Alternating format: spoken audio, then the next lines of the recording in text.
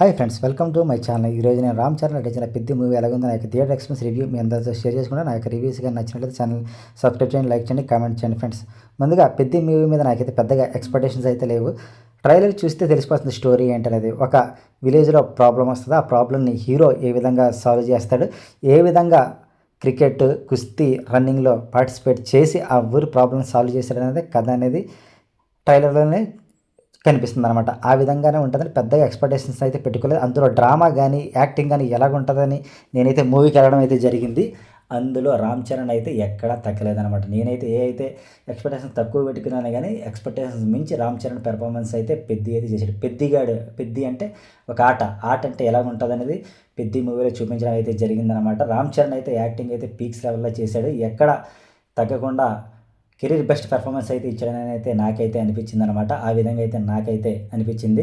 ముందుగా first half ఎలాగుందంటే, first introduction song అలాగే సెదగొట్టేసింది. ఇంట్రడక్షన్ ఫైట్ సీక్వెన్స్ కానీ ఇంట్రడక్షన్ సాంగ్స్ కానీ చాలా సూపర్గా అయితే ఉండడం అయితే జరిగింది. 2 ఫైట్స్, 2 క్రికెట్ గేమ్స్, అలాగే 2 సాంగ్స్.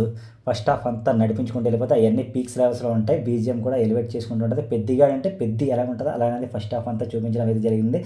దేనివల్ల అయితే ప్రాబ్లం వచ్చి క్రికెట్ నుంచి కుస్తీకి షిఫ్ట్ అయ్యడం అనేది ఇంటర్వెల్ బ్యాంగ్లో ఉంటుంది. ఇంటర్వెల్లో ఆ ట్విస్ట్ ఇంటర్వెల్ అయితే ఉండడం జరిగింది. అక్కడక్కడ ల్యాగ్ సీన్స్ అయితే ఉండడం అయితే జరిగింది. సెకండ్ హాఫ్ అయితే ఇంకెక్కడ చెప్పుకోవాలక్కర్లేదు అనమాట.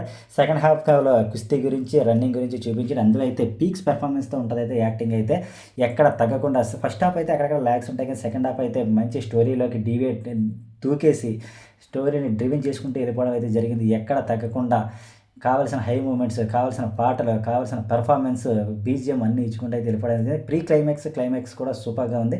కొద్దిగా సెకండ్ హాఫ్లో మిస్ అయింది ఏమందామంటే, కొద్దిగా ఎమోషన్ ఇంకా ఎక్కువ పండించుంటే బాగుంటుంది. అది అయితే కొద్దిగా మిస్ అవ్వడం అయితే జరిగిందనమాట. ఓవరాల్గా సినిమా అయితే ఎంటర్టైన్మెంట్గా 3 అవర్స్ ఉండడం అయితే జరిగింది.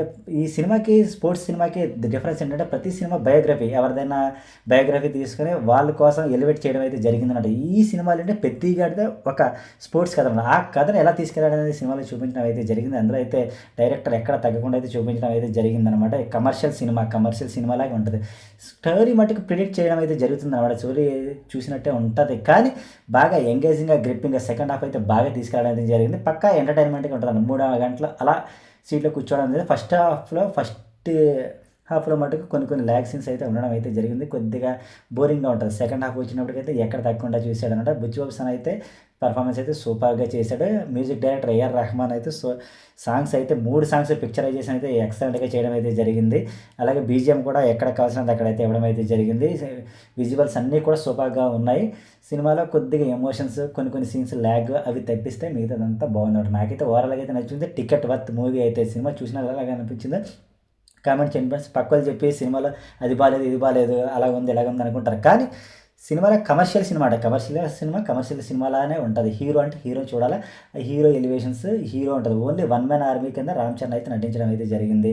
హీరోయిన్ పాత్ర అక్కడక్కడ ఉంటుంది.